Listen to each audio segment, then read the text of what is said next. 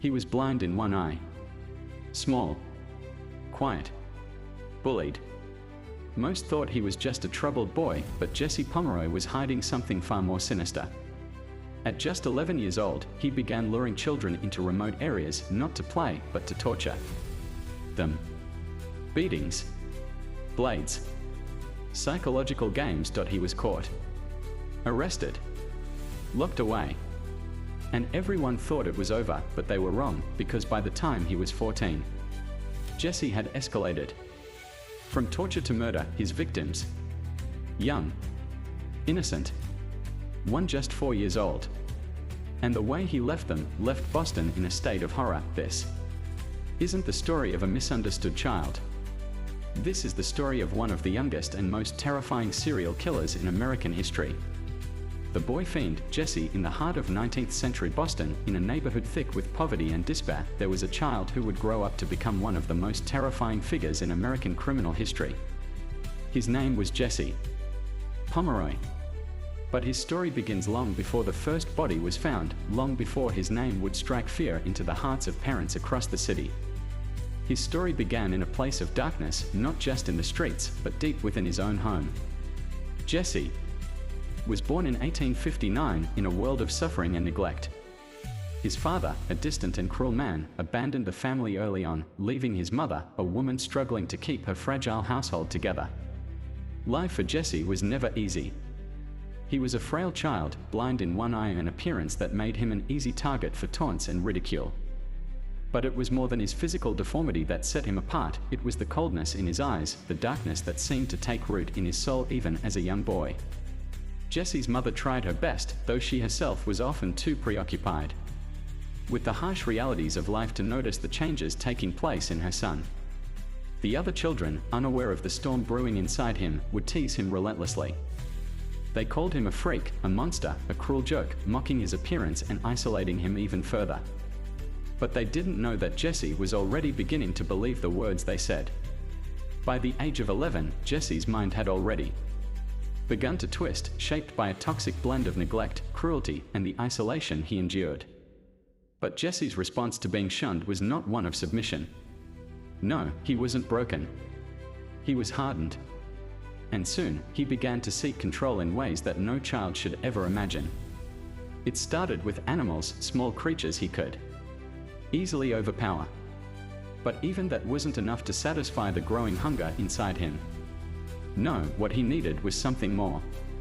Something bigger. Something living. He began to target children younger than himself. Boys who trusted him.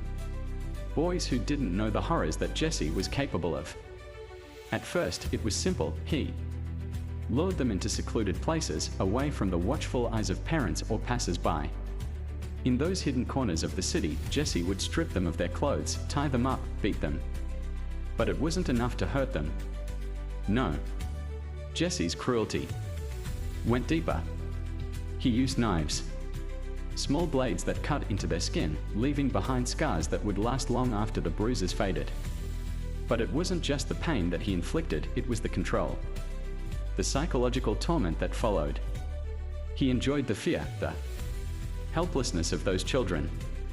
And the more he hurt them, the more he wanted. At first, his victims survived. They were left with wounds, yes. But they lived. They went home, carrying with them the horror of what they'd experienced. But Jesse didn't care about their survival. He only cared about the next step. The next victim. The next game. For most, the idea of a child like Jesse, someone so young, committing such acts would seem unfathomable. And yet, for him, it was the beginning. The start of something dark, something that would escalate beyond his wildest, most twisted desires. And when Jesse was caught, when he was finally arrested for his brutal acts, the world believed it was over. They believed that the boy who had been sent away would be fixed. They didn't know that this was just the beginning. Because what Jesse did next would shake the very foundation of what people thought was possible for a child to do. He was sent to a reform school.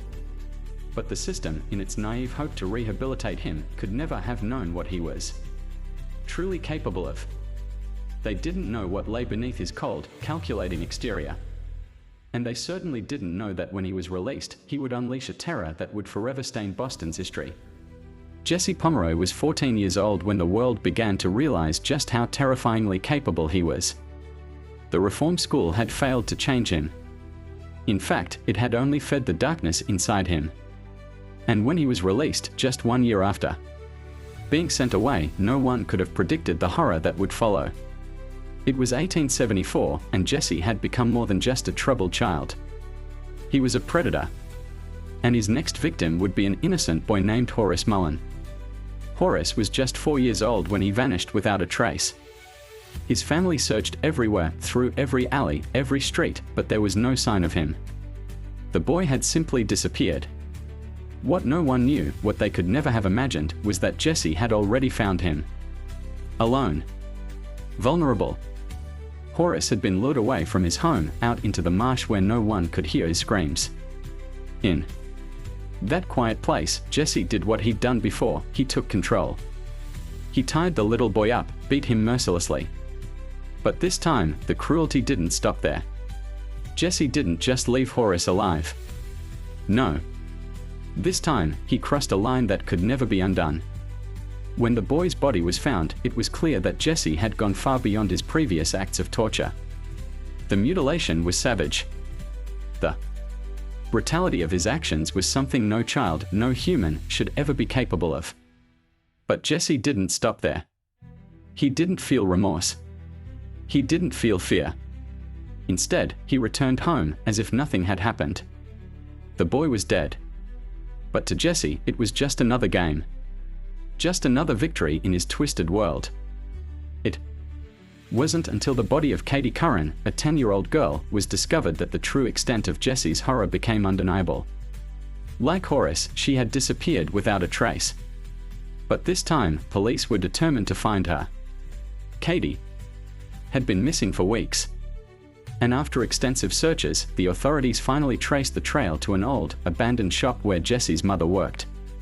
Hidden in the basement, in a pile of ashes, they found the remains of the little girl, mutilated beyond recognition. This was no longer about a troubled child. Jesse Pomeroy was a killer. And the police had finally connected the dots. But there was more to this case than they knew. More than Jesse had ever confessed to. The investigation was just beginning. But Jesse wasn't finished. No. He had already tasted blood, and now he wanted more. The trial of Jesse Pomeroy would reveal more than anyone could have imagined. And as the world prepared for the unimaginable, Jesse sat quietly, his face a mask of cold indifference. The horrors that Jesse Pomeroy had unleashed upon Boston could no longer be ignored. The bodies of Horace Mullen and Katie Curran had been discovered. The mutilations were undeniable. The city was in a state of shock, and the world was watching. But no one was prepared for what would unfold next in the courtroom. Jesse's trial began in 1874, with the eyes of the nation upon him. He was charged with the brutal murders of Horace Mullen, Katie Curran, and countless others. But as the case progressed, the questions grew darker, more complicated. Psychologists and experts pored over Jesse's life, trying to understand. What had led this child to commit such unspeakable acts? Was he simply a product of a broken home? Was he born with a predisposition for violence? Or was there something deeper, something even more disturbing within him? Experts concluded that Jesse Pomeroy suffered from what could be described as an intense, sociopathic behavior. His capacity for empathy was virtually non-existent. He saw pain as a tool, not as something to be feared. His actions were calculated, cold, and disturbingly detached from any sense of remorse. Despite his youth, despite the fact that he was only 14 when he committed his first murder, the trial made one thing clear: Jesse Pomeroy was not a misunderstood child. He was a killer. And the evidence was irrefutable. As the prosecution laid out the details of Jesse's brutal actions, the public outrage grew. They could not understand how a boy, so young, could be capable of such unspeakable cruelty. But the facts didn't lie. Jesse's victims were real. Their lives had been stolen by a child who had no remorse, no conscience. When the verdict was finally read, there was no shock. There was no outcry of surprise. The jury found Jesse guilty of murder. But the question that lingered in the air was not whether or not he was guilty, but how a child like him could have become such a monster. Jesse was sentenced to life in prison, but even behind bars, his story didn't end. Over the years, there would be more evaluations, more experts trying to understand the boy who had committed these horrors. And as time passed, something even more chilling emerged, the idea that Jesse had never truly been reformed. Instead, he had been a ticking time bomb, waiting for the right moment to explode. Though many believed that the prison system had contained him, Jesse continued to intrigue those who studied him. His violent tendencies had never fully been addressed. In fact, some argued that the very nature of his punishment, the isolation, the lack of psychological treatment, might have only made things worse. Jesse Pomeroy lived the remainder of his life in prison, never truly free. And though he was never executed for his crimes, some might say the punishment he received was far worse than death, to live with the knowledge that, for his entire life, he would be remembered only for the horror he had inflicted on innocent children. He was just 14 years old, but inside him lived a monster far older than his years. In the streets of 19th century Boston, children were vanishing. Not into the woods. Not into the night. But into the hands of a boy with a face twisted by disease and a mind twisted by something far worse. He didn't just hurt his victims, he tortured them. He didn't just kill, he enjoyed it. And when he was finally caught, the world stared in stunned silence, not at a man, but at a child who had committed horrors so dark, so vile, it would leave even the most hardened detective shaken. This is not just the story of America's youngest serial killer. It's a journey into the heart of evil, where innocence meets brutality, and a courtroom is forced to ask, can a child be born a monster?